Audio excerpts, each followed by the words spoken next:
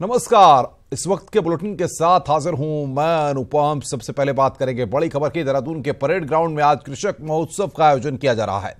इस दौरान किसानों को कृषि से जुड़े आधुनिक तकनीक के गुर सिखाए जाएंगे। आपको बता दें कि कृषि को बिजनेस के रूप में स्थापित करने के लिए सरकार हर संभव प्रयास कर रही है।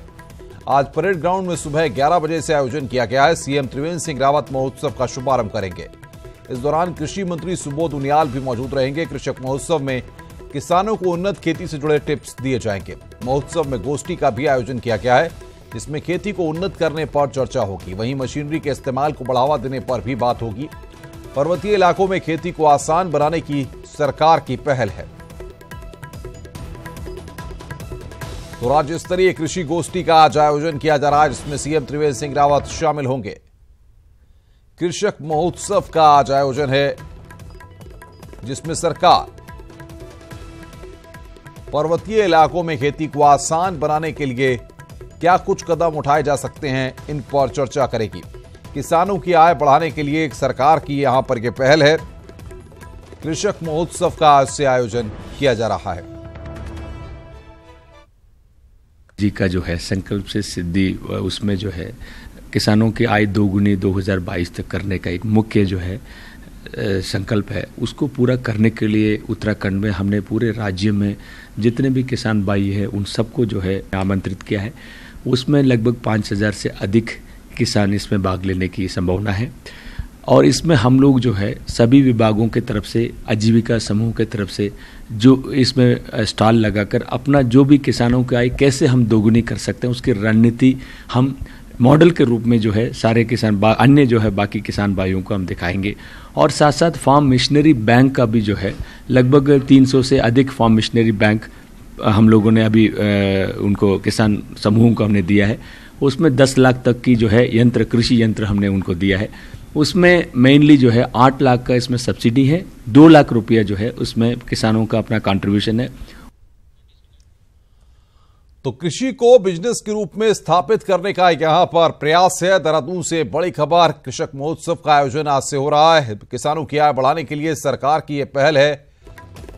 सरकार पर्वतीय इलाकों में, आपको बता दें कि खेती को आसान बनाने के लिए यहां पर यह पहल कर रही है।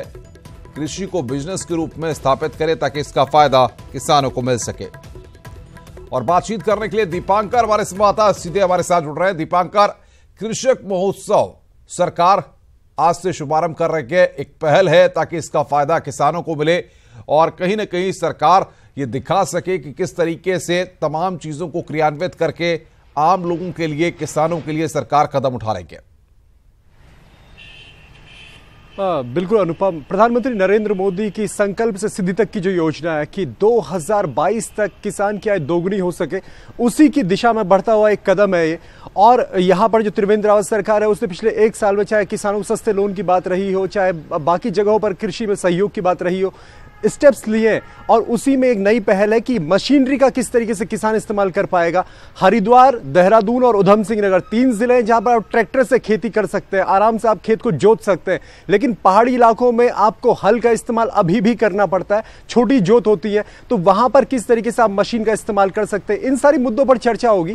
लेकिन एक गंभीर सवाल अभी भी अनुपम बरकरार यह है कि जो 9 जिले पहाड़ी हैं वहां पर खेत बहुत छोटे छोटे, एक खेत से आपका दूसरा खेत किसी किसान का 4 खेत के बाद होता है, तो वहां पर वो किस तरीके से खेती करेगा। पलायन बहुत तेजी से हुआ है पिछले 17-18 सालों में। क्या आप उस पलायन को रोक पाएंगे, उस किसान को रोक पाएंगे? और मैं बता दूं जो वास्तविक स्थिति जमीन की है कि किसान बहुत कम है। वो जो वहां पर खेती कर रहे हैं वो सिर्फ अपना रोजी रोटी या पेट पालने के लिए कर रहे हैं, तो उसको आप कैसे बढ़ावा देंगे, उसकी मार्केटिंग कैसे? अगर कोई आदमी चमोली में खेती करता है तो उसे आप देहरादून में कैसे मार्केट करेंगे, उसे दूसरे राज्य में किस तरीके से मार्केट करेंगे? ये बेसिक इश्यूज हैं। तो आप किसान के मन में क्या खेती के प्रति माफ कीजिएगा, एक जागरूकता ला पाते, क्या खेती से उसे जोड़ पाते और फिर उसको मार्केट किस तरीके से आप उपलब्ध कराते? ये एक बड़ी चुनौती है खास तौर पे। पर अगर ये पहल है तो इसे एक अच्छी पहल कहा जाएगा अनुपम। दीपांकर, लेकिन सबसे महत्वपूर्ण बात यह है कि जिस तरीके से हमने देखा कि उत्तराखंड में चीजें इतनी आसान नहीं होती हैं, मौसम की भी मार पड़ती है, खासी दिक्कतें होती हैं। तो इस महोत्सव के जरिए जाहिर तौर पर सरकार एक बड़ी पहल कर रही है, लेकिन इस महोत्सव में क्या कुछ खास होगा, किसानों को कैसे जानकारियां मुहैया कराई जाएंगी, कौन कौन से लोग इसमें शामिल रहेंगे, इस बारे में कोई अपडेट मिल पा रहा है? अनुपम, इसमें मुख्यमंत्री त्रिवेंद्र सिंह रावत रहेंगे, कृषि मंत्री सुबोध उनियाल रहेंगे, टिहरी की सांसद माला राज्य लक्ष्मी रहेंगी, साथ ही यहाँ पर खजानदास जो राजपुर के विधायक है वो रहेंगे, साथ ही साथ कुछ एक्सपर्ट्स यहाँ पर रहेंगे और किसान खासतौर पर रहेंगे। बेसिक जो आज के खासतौर पर मेले का मकसद है वो ये है कि मशीनरी का इस्तेमाल किस तरीके से छोटे खेतों के लिए किया जा सकता है, पर्वतीय इलाकों में किया जा सकता है, कैसे समय और मेहनत की बचत करके आप ज्यादा उत्पादन कर पाए, किस तरह खेती को बढ़ावा दे पाए ताकि आपका वक्त भी कम जाया हो, मेहनत भी कम लगे और प्रोडक्शन आपकी बढ़े। तो इसी मकसद के साथ आज की ये कृषि गोष्ठी जो यहां पर होगी वो कृषि मंत्रालय की तरफ से यहां पर रखी गई है। अनुपम, दीपांकर, बहुत बहुत शुक्रिया बातचीत करने के लिए। नजर बना के रखिए, आगे भी हम आपसे अपडेट लेते रहेंगे। दीपांकर भट्ट हमारे संवाददाता इस बड़ी खबर पर हमें अपडेट दे रहे थे।